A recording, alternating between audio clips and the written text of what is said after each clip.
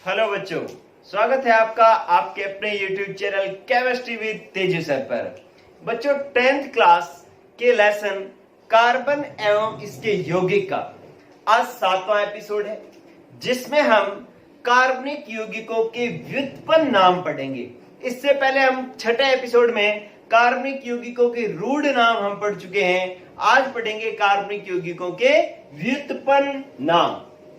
देखो, व्युत्पन्न नाम में क्या होता है बच्चों कि किसी एक यौगिक को मूल यौगिक मान लिया जाता है, उसी के नाम के आधार पर उससे बने हुए यौगिकों का नाम लिखा जाता है।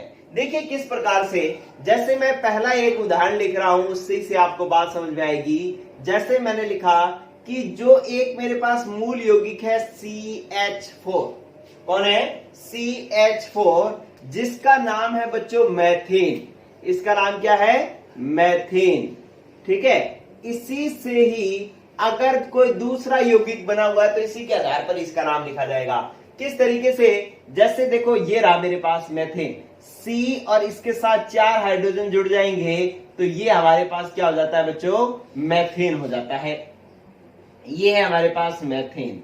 लेकिन अगर इसके एक हाइड्रोजन को हटा करके, इस हाइड्रोजन को हटा करके यहां पर CH3 जुड़ जाए तो CH3 को हम कहते हैं मैथिल। ये मूल यौगिक कौन सा था? मैथेन। उससे क्या बना है? ये CH3 जुड़ गया है, इसका मतलब ये मैथेन का व्युत्पन्न है और इस CH3 को हम कहते हैं मैथिल।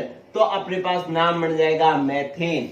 आप देखो, ये मैथेन, इसका व्युत्पन्न बना, ये CH3 जुड़ गया तो इसका नाम हो गया मैथिल मैथेन।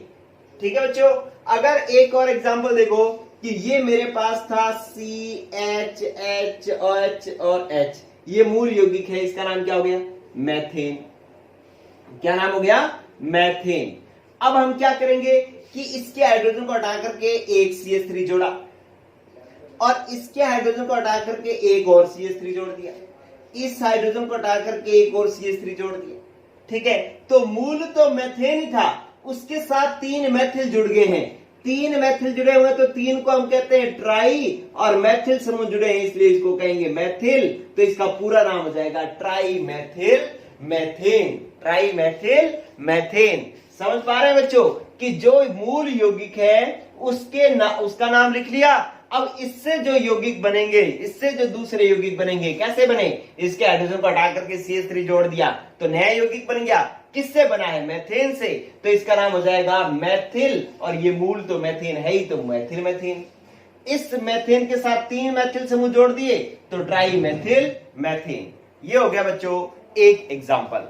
अब आप देखें कि दूसरा एग्जाम्पल बता रहा हूं मैं आपको। इस आपके जो अपनी 10th क्लास की बुक है बच्चों, उसके अंदर 3 तरीके के मूल यौगिक बता रखे हैं। उन तीनों के एग्जाम्पल्स मैं आपको समझा देता हूं। अब आप देखें कि एक मेरे पास यौगिक है CH3 और OH। CH3OH। इस CH3OH को हम कहते हैं बच्चों कार्बिनॉल। क्या कहते हैं? कार्बिनॉल। ठीक है, कार्बिनॉल कहते हैं। अब ये कार्बिनॉल ये मूल यौगिक है, इससे जो यौगिक बनेगा वो इसका व्युत्पन्न होगा, और उसी व्युत्पन्न का नाम जो है इसी के आधार पर हम देंगे।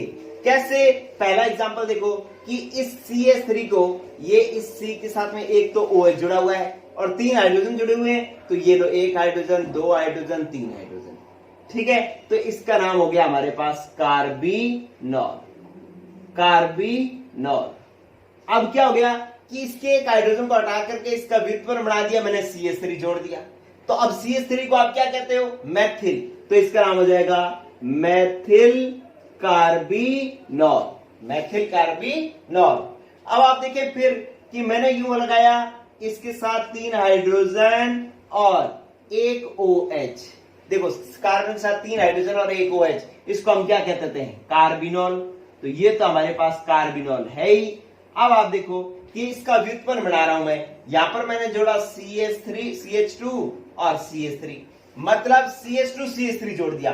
CH2 को हम कहते हैं एथिल। तो आपको इसका नाम लिखोगे एथिल कार्बिनॉल। ठीक है, ये मैथिल कार्बिनॉल हो गया क्योंकि कार्बिनॉल के साथ सिर्फ मैथिल समूह जुड़ा हुआ था। ये एथिल कार्बिनॉल हो गया, क्योंकि कार्बिनॉल के साथ में एथिल समूह जुड़ा हुआ है। अब एथिल समूह क्या होता है बच्चों? CH2CH3 को एथिल समूह कहते हैं। चलो अब एक थोड़ा सा ज्यादा बड़ा एग्जांपल देख लें अपने, कि ये आपके पास था हाइड्रोजन, हाइड्रोजन और हाइड्रोजन और OH। नाम बोलो बच्चों, क्या होगा? कार्बिनॉल। कोई दिक्कत नहीं। अब क्या करना है कि इस तरफ तो जोड़ दो आप CH3, यहां पर जोड़ दो CH2CH3, यहां पर जोड़ दो CH और इसके साथ एक CH3 यहां पर और एक CH3 यहां पर। अब ये इतने सारे समूह जुड़ गए तो बहुत बड़ा डेरिवेटिव बन गया, बहुत बड़ा व्युत्पन्न बन गया। तो अब अपने क्या करेंगे? पहले इसको लिखें कि ये वाले समूह को लिख दें। इसका नाम क्या है? मैथिल। ये जो कार्बिनॉल के साथ में एक तो मैथिल जुड़ा हुआ है। CH2CH3 क्या होता है? एथिल। तो कार्बिनॉल के साथ में एक जुड़ा हुआ है एथिल, ठीक है, मैथिल एथिल। एक ये समूह जुड़ा हुआ है, इसमें कार्बन कितने हैं? 1 2 3 है। 3 है तो 3 वाले कार्बन वालों को हम कहते होते हैं प्रोपिल। क्या कहते होते हैं? प्रोपिल। लेकिन ये प्रोपिल शाखाओं वाला है, इससे साइड में शाखा निकली हुई है। जिस कार्बन से शाखाएं निकली हुई है उसके दोनों तरफ CH3CH3 है, तो ऐसे समूह को अपने क्या कहते हैं? आइसो। क्या कहते हैं? आइसो। तो इसका नाम हो जाएगा बच्चों मैथिल एथिल आइसोप्रोपिल कार्बिनॉल। ठीक है, तो कार्बिनॉल तो ये था ही, देखो इतना क्या था? कार्बिनॉल। अब इस कार्बिनॉल से मैथिल समूह जुड़ गया, मैथिल, एथिल समूह जुड़ गया, एथिल, आइसोप्रोपिल समूह जुड़ गया, आइसोप्रोपिल। तो मैथिल एथिल आइसोप्रोपिल कार्बिनॉल जो है इसका नाम हो गया। ठीक है, तो इस तरीके से मूल यौगिक से जो डेरिवेटिव बनते हैं, जो व्युत्पन्न बनते हैं, उसका नाम उसी मूल यौगिक के नाम के आधार पर ही लिखा जाता है। ठीक है, एक और एग्जांपल देखो जो किताब में दे रखा है अपने को, वो क्या है? चलिए आप इसका स्क्रीनशॉट ले लिया करें बच्चों। चलो तीसरा और लास्ट एग्जांपल, 3 एग्जांपल बुक में दे रखे हैं, तीनों को मैंने एक्सप्लेन करना है, 2 कर दिए, अब लास्ट देखो। तीसरा है हमारे पास, तीसरा उदाहरण दे रखा है CH3COOH। इसका नाम होता है एसिटिक अम्ल। कल अपने रूड नाम में भी पढ़ा था आपने इसको। ठीक है, क्या नाम है? एसिटिक अम्ल, एसिटिक अम्ल। ठीक है, ये मूल यौगिक है। अब इससे जो यौगिक बनेगा उसका नाम इसी के आधार पर दिया जाएगा।